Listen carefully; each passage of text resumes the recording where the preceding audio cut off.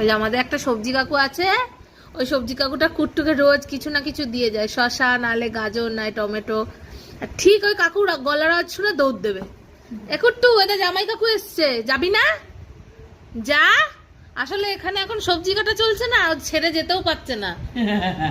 চ চ যা।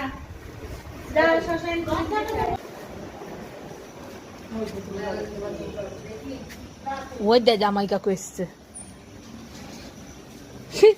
হেংলু হেংলু, এই দেখো, ও দেখো চাইছে। ই মা, কি ছোচা!